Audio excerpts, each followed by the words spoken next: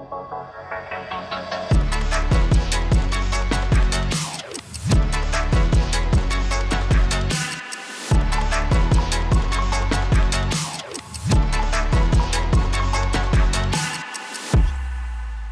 à tous, bienvenue dans ce webinaire aujourd'hui qui est dédié à la gestion des identités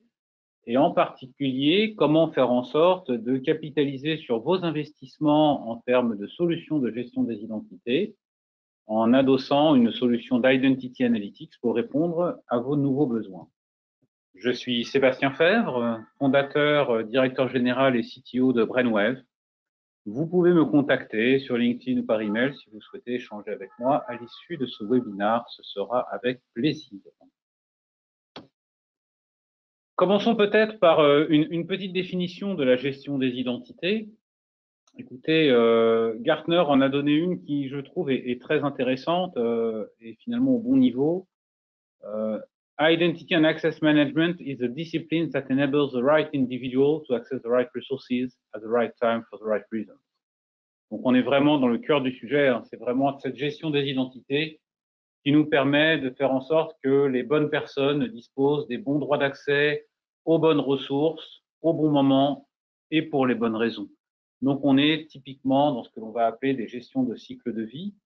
ces gestions de cycle de vie des personnes dans l'entreprise, ces gestions de cycle de vie des droits d'accès de ces personnes dans l'entreprise. C'est un sujet qui n'est pas nouveau, hein, ce sujet de la gestion des identités, ça fait une vingtaine d'années qu'on l'a dans les entreprises. C'est des programmes qui ont été lancés il y a une vingtaine d'années. Maintenant, principalement, dans un premier temps, pour augmenter les gains en termes d'efficacité opérationnelle, mais aussi, bien sûr, on va le voir là dans cette petite introduction, pour réduire les risques associés à tout ce qui est gestion des droits d'accès dans les applications, dans les ressources en général. Donc, on a eu effectivement plusieurs déploiements, plusieurs vagues de déploiements successifs de gestion des identités. Tout a commencé, et finalement, tout commence aujourd'hui aussi d'ailleurs, hein, pour les nouveaux déploiements, par ce sujet, ce premier sujet qui est le déploiement vraiment du cœur de la gestion des identités. Cette première génération dans laquelle l'enjeu principal, le premier enjeu était de construire ce qu'on va appeler un référentiel des personnes. Donc, être capable de répondre à cette première question, qui travaille dans l'entreprise véritablement? Et à partir de là, construire des premiers processus, ou en tout cas formaliser les premiers processus de base pour gérer les mouvements de personnel, donc traiter les nouveaux arrivants, traiter les mouvements ou les mutations au sein de l'entreprise, traiter les départs, bien sûr, et gérer concomitamment le cycle de vie des accès, c'est-à-dire à un niveau, en tout cas là, sur ces premiers déploiements très macroscopiques, hein, souvent au niveau compte d'accès uniquement, être capable de demander successivement des créations de comptes, des modifications de comptes, des suppressions de comptes en fonction des mouvements des personnes dans l'entreprise. Un objectif clair, un objectif simple ici, qui était vraiment de réduire la charge et quelque part la fatigue des équipes IT liées à ces mouvements de personnel dans les différents systèmes. Donc, c'est vraiment quelque chose qui a été piloté par les départements IT avec comme premier objectif d'améliorer l'efficacité opérationnelle. Donc, des services, quelques services déployés, on peut voir ici, faire le tour des services, hein, typiquement. Donc, ce référentiel des identités, des composants de contrôle d'accès souvent déployés à la fois pour gérer du contrôle d'accès sur les applications web, mais aussi ce que l'on a appelé des briques de SSO pour faire en sorte que les utilisateurs n'aient pas à s'authentifier plusieurs fois dans les systèmes.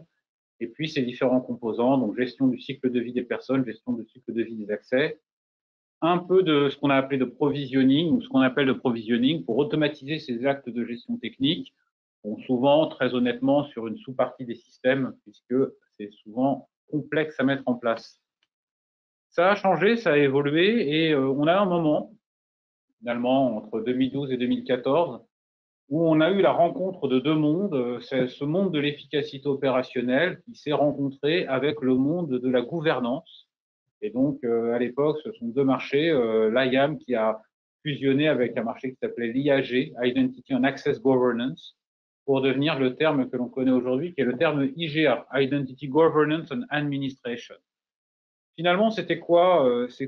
ça? C'était cette idée de se dire que on avait atteint un premier plateau de maturité et il fallait à la fois améliorer la façon dont on venait gérer l'attribution des droits d'accès dans les applications et les systèmes. donc notamment en venant généraliser un concept qui s'appelle le concept de gestion des rôles ou de gestion des droits via les rôles, Role-Based Access Control. Donc, construire ce qu'on appelle des rôles modèles, commencer à associer à ça, finalement à se rapprocher de quelques contraintes de conformité ou de gestion des risques, et donc notamment s'assurer que les personnes disposent bien des bons rôles et surtout ne disposent pas de rôles incompatibles entre eux, donc ce qu'on a appelé de la SOD au niveau des rôles, et de la revue des accès, ou plutôt de la recertification des accès, hein, puisque l'idée, c'est de faire en sorte de s'assurer que ce système de gestion des identités tourne et tourne correctement, et donc que les personnes disposent toujours des bons rôles qui leur permettent d'accéder aux bons droits d'accès dans les applications. Et donc, c'est ce que l'on appelle de la recertification des droits. Donc, typiquement, demander aux différents propriétaires d'applications, responsables d'équipe, de valider d'une part que les personnes ont bien les bons rôles, donc on a bien associé les bons rôles aux bonnes personnes, et d'autre part que les rôles contiennent bien les bonnes permissions permettant aux personnes de travailler dans l'entreprise. Donc on le voit ici, des composants complémentaires, Access Review ou Access Verification d'une part, et des composants autour des rôles, donc role modeling, hein, donc ce fameux rôle modèle ici, qui va permettre de gérer les droits au travers d'un système dit Airbag. On a avancé et autour de 2018 à peu près, on a eu vraiment un accroissement très très fort des contraintes de conformité qui sont apparues, alors à la fois avec le législateur qui s'est emparé de certains sujets, hein, donc on a tous en tête la RGPD notamment, mais aussi une accélération d'architecture dite hybride, ou en tout cas de transformation pour aller vers le cloud, qui font qu'à un moment donné, on s'est retrouvé avec des contraintes de conformité plus fortes, en particulier sur les droits d'accès logique, et donc faire en sorte de valider véritablement que les bons droits sont accordés aux bonnes personnes. Et donc, on a eu à ce moment-là, quelque part, de nouveaux intervenants qui sont arrivés dans le jeu, hein. On a eu des auditeurs, ce qu'on appelle des compliance officers, IT compliance officers, des personnes du contrôle interne, qui finalement, sur ce périmètre du droit d'accès logique, ont eu des nouveaux besoins, des besoins vraiment orientés autour de la gestion du risque, autour de la réduction des risques, autour du contrôle, autour de la production de rapports de conformité. Et donc, finalement, le besoin d'augmenter cette plateforme, non plus pour répondre uniquement à des besoins d'efficacité opérationnelle, mais aussi pour répondre à ces nouvelles exigences de sécurité et de conformité. Cela a pris la forme d'un certain nombre de besoins complémentaires. Un premier qui est le fait d'être capable de réaliser des contrôles dits de séparation des tâches dans les systèmes eux-mêmes pour être capable d'identifier des risques de façon plus fine qu'on le faisait précédemment, mais aussi automatiser des contrôles, et donc en particulier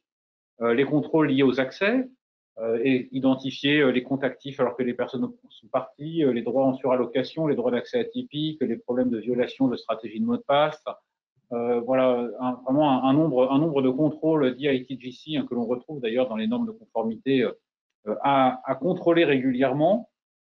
Des opérations d'audit et de reporting régulières, et notamment la nécessité de produire ces informations pour ces parties prenantes, audit, contrôle interne, compliance officer, de dashboarding qui va avec pour la direction, qui finalement aussi a commencé vraiment véritablement à s'intéresser au sujet de la cybersécurité et de la gestion des identités, et donc d'un besoin finalement de rendre visible cette plateforme au-delà du seul département IT. Où est-ce qu'on en est aujourd'hui? Finalement, le chemin a continué, et c'est vrai que ce concept d'IGA petit à petit se commoditise, presque disparaît. Il disparaît parce que il se transforme dans un monde qu'on va appeler le monde de la confiance ou de l'identité de confiance. C'est vrai que aujourd'hui, et en tout cas plus particulièrement demain, on va se retrouver dans un monde où la majorité des actifs de l'entreprise vont être à l'extérieur du périmètre de l'entreprise, mais aussi les intervenants finalement. Donc, on a un nouveau paradigme qui apparaît, qui est le paradigme du zéro trust, c'est-à-dire que finalement, il n'y a plus comme avant cette logique de j'ai confiance à l'intérieur des murs de l'entreprise, je n'ai pas confiance à l'extérieur. On se met véritablement dans une logique où on va contrôler de façon beaucoup plus forte les droits d'accès et les usages d'ailleurs, hein, des personnes sur les différentes ressources de l'entreprise, actifs pouvant se situer n'importe où, interlocuteurs, intervenants pouvant se situer n'importe où. Et donc ce besoin, ce nouveau besoin qui apparaît, c'est véritablement cette logique d'avoir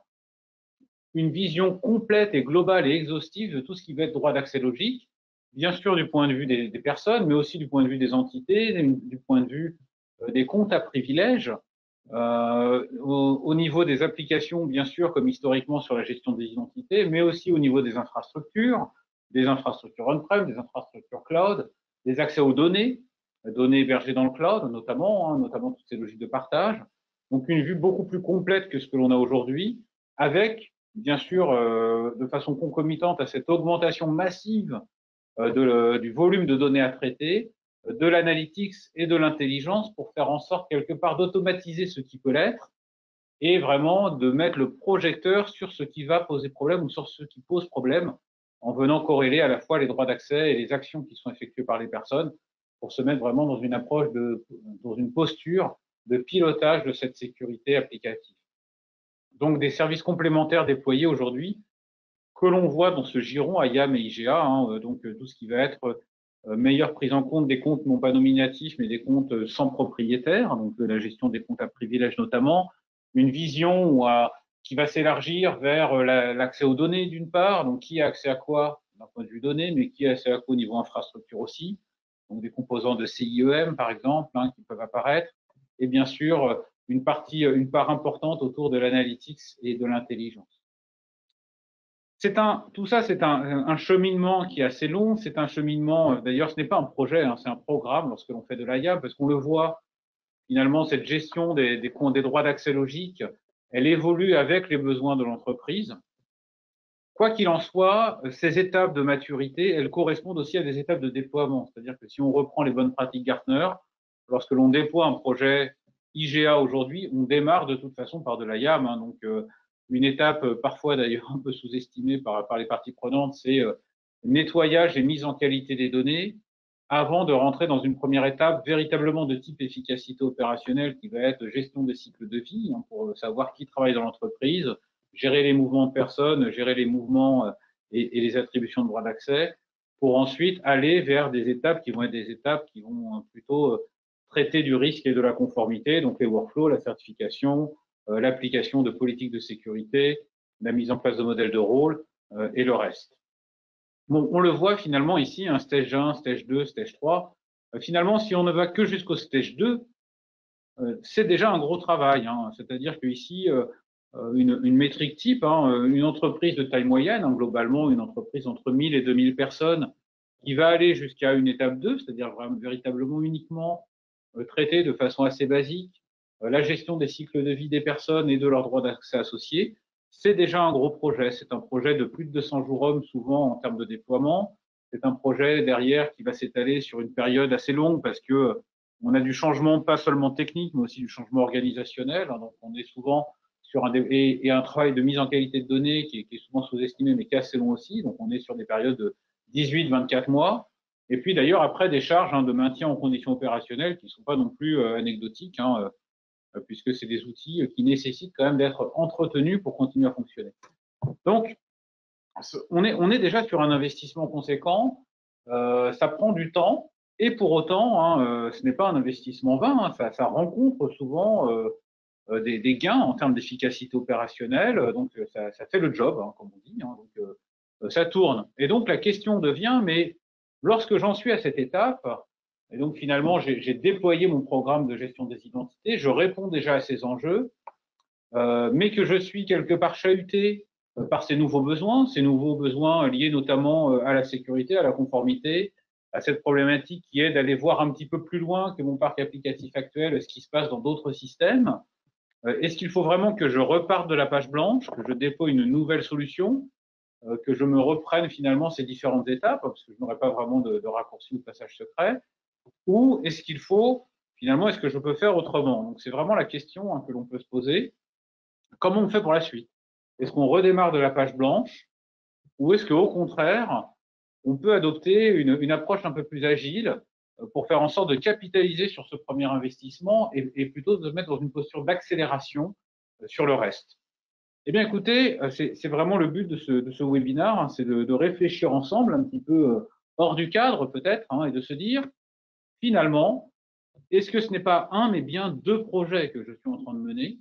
Un premier projet qui est un projet de gestion des identités qui, comme on l'a vu précédemment, a pour principal objectif de répondre à des enjeux d'efficacité opérationnelle. Je consolide de l'information, je fais en sorte de mettre en place des processus qui vont être liés au mouvement, les mouvements de personnes d'une part, les mouvements sur tout ce qui va être droit d'accès de ces personnes, avec vraiment cette logique d'automatiser, d'automatiser, d'automatiser pour avoir des gains de la reproductibilité dans ces logiques de cycle de vie des personnes et des droits d'accès associés. Et finalement, voir cette partie, ces nouveaux besoins qui sont apparus, donc les besoins autour de tout ce qui va être mise en place des contrôles, des cartographies, modélisation de rôles, mise en place de revues de droits d'accès des droits dans les différents systèmes, comprendre un petit peu ce qui se passe au-delà de l'IAM, hein, donc dans les applications elles-mêmes, d'un point de vue plus fin, à des fins d'audit ou de contrôle, ou dans des entrepôts de données pour comprendre qui a accès à tel ou tel partage, par exemple Microsoft Office 365. Finalement, est-ce que tout ça, c'est pas un sujet plutôt de gestion du risque? Et donc, est-ce que ces deux sujets dans un programme ne sont pas deux pistes, deux tracks parallèles que l'on peut suivre pour faire en sorte de répondre à ces deux besoins concomitamment, mais peut-être d'ailleurs pas forcément avec la même vélocité ou peut-être même pas forcément avec les mêmes périmètres? En fait, c'est quelque chose qui fait vraiment du sens parce que lorsque l'on prend un petit peu de recul et lorsque l'on y pense, cette gestion des identités, parfois, elle est un peu mise à mal quand on essaye de lui faire répondre à des problématiques de gestion du risque. Pourquoi? Parce que l'objectif principal de la gestion des identités, c'est l'efficacité opérationnelle. Donc finalement, on va le déployer là où ça fait du sens en termes de volume, en termes de reproductibilité. On va aller chercher des systèmes sur lesquels l'automatisation, on va trouver un gain sur l'automatisation. Donc c'est des gros systèmes sur lesquels c'est assez simple quelque part d'automatiser des gestes techniques, mais il y a vraiment un ROI en termes d'automatisation de ces gestes. On va chercher plutôt à standardiser du droit d'accès et ne pas aller faire du droit d'accès dans de la dentelle à nouveau pour avoir du gain. On va plutôt avoir tendance à pas aller trop finement dans les systèmes, mais plutôt traiter en surface les systèmes pour à nouveau être plutôt dans une posture d'automatisation le plus possible. Donc vraiment se mettre dans cette posture. Là où, à contrario, lorsque l'on va traiter de la gouvernance et de la gestion du risque, on va plutôt regarder un périmètre parfois un peu différent, c'est-à-dire que peut-être que le périmètre de la gestion du risque, c'est pas forcément d'analyser les systèmes, les gros systèmes sur lesquels il y a beaucoup de mouvements et donc un gain d'automatisation, mais peut-être des systèmes un peu plus ciblés, peut-être un peu plus modestes en termes de volumétrie, mais sur lesquels il y a vraiment du risque pour le coup, hein, c'est-à-dire c'est des systèmes qui vont permettre de gérer, de débloquer des virements, des gateways Swift par exemple, hein, ce genre de choses. On va pas forcément faire automatiser du provisioning sur une gateway Swift. Pour autant, sur une SAG Swift, on peut quand même gérer du virement et gérer du paiement gros montant. Donc il faut quand même aller regarder de plus près ce qui s'y passe.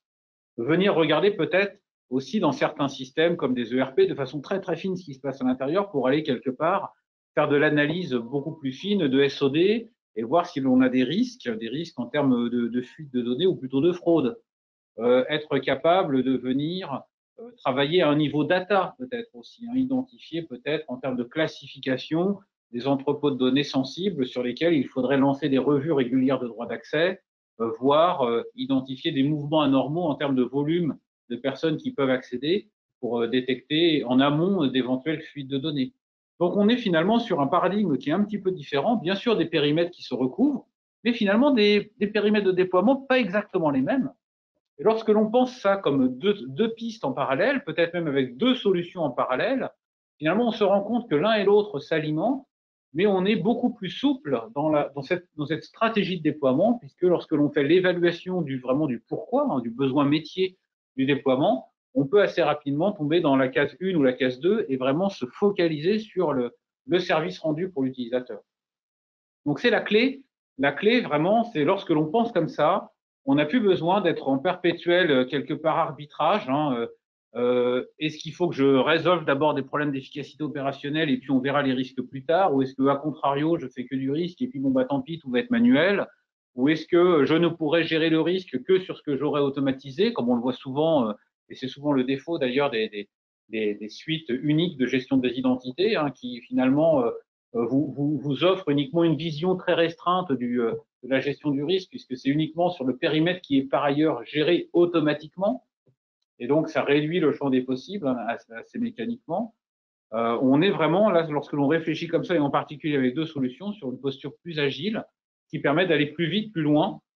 avec un coût moindre, en fait. Donc, c'est véritablement ce que l'on fait chez Brainwave, c'est notre raison d'être. Brainwave, donc vous l'avez compris, on propose une solution d'identity analytics, donc spécialisée sur le contrôle et l'analyse.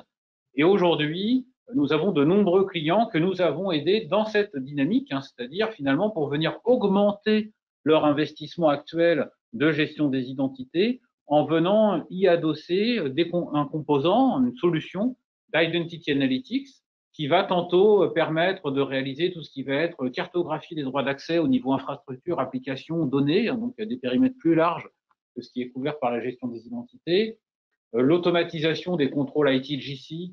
pour permettre d'être plus efficace dans la production de ces contrôles, mais aussi de pousser ces contrôles vers les premières lignes de défense pour permettre aux différentes parties prenantes, quelque part, de devenir acteurs de la sécurité,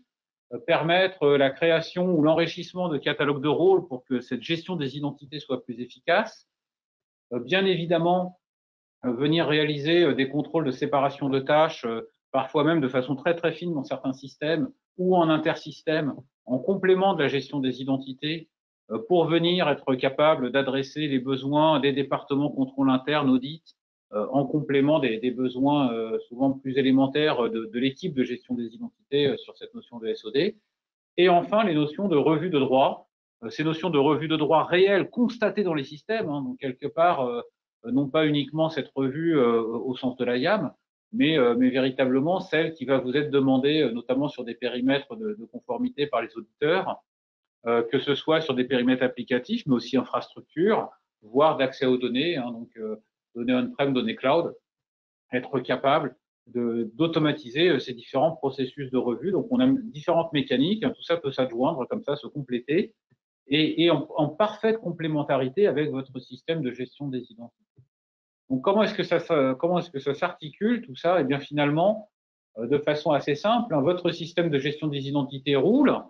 gère les cycles de vie des personnes, gère le cycle de vie des accès, va venir d'ailleurs parfois automatiser la création des droits ou des comptes d'accès dans certains systèmes. Très certainement pour d'autres, réalise cette opération, en tout cas finit par envoyer un mail ou créer un ticket dans un ITSM, dans un ServiceNow, un Jira, un Remedy, que sais-je encore. Ce que l'on fait avec une solution comme Brainwave, l'Identity Analytics, c'est que l'on va d'une part récupérer cette information issue du système de gestion des identités pour comprendre du point de vue du système de gestion des identités qui travaille dans l'entreprise, qui a accès à quel rôle et quel rôle donne accès à quoi. Donc une vision que nous on appelle théorique, ce que ces personnes devraient avoir dans les systèmes. D'une part, on va corréler ça avec des informations que l'on va récupérer directement dans les systèmes eux-mêmes. Et donc, c'est intéressant parce que, bien sûr, dans des systèmes sur lesquels c'est traité automatiquement, quelques-uns, mais surtout dans les systèmes dans lesquels ce n'est pas fait. Donc, tous ces systèmes, finalement, ont fini par un geste manuel. Très certainement aussi aller chercher des systèmes qui sont hors du champ de la IAM parce qu'il n'y a pas eu de gain en termes d'efficacité opérationnelle, mais pour le coup, du point de vue de la gestion du risque, c'est très, très pertinent d'aller aussi récupérer ces informations,